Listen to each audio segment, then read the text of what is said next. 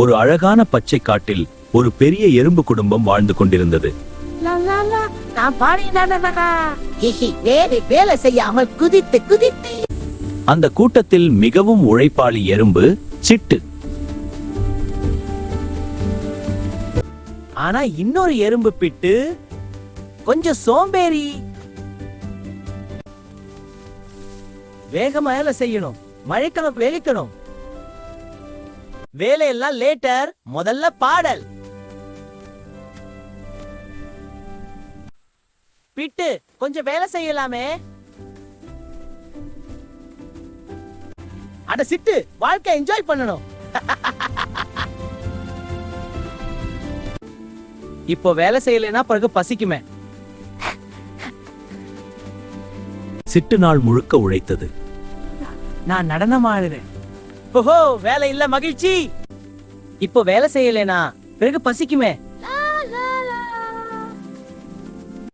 விட்டு அது தூங்கிக்கிட்டே இருந்தது. சில நாட்களில் மழைக்காலம் வந்தது. மழை வருது.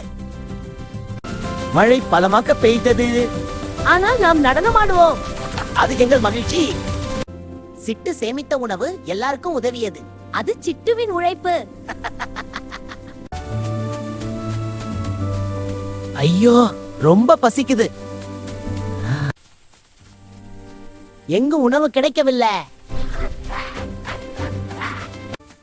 சிட்டு சிட்டு உதவி பட்டன்னு.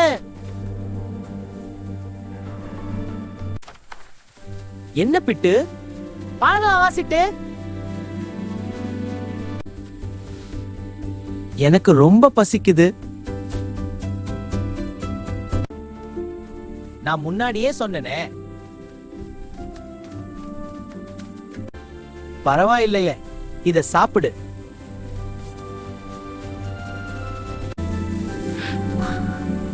நன்றி சிட்டு. இனிமேல் நானும் வேலை செய்வேன். அதற்கு பிறகு பிட்டு சோம்பேறி இல்லை. உழைத்தால் வாழ்க்கை இனிமை. குழந்தைகளே, இந்த கதை நமக்கு ஒரு நல்ல பாடம் சொல்லுது. சோம்பேறித்தனம் பிரச்சனை தரும், உழைப்பு வெற்றி தரும்.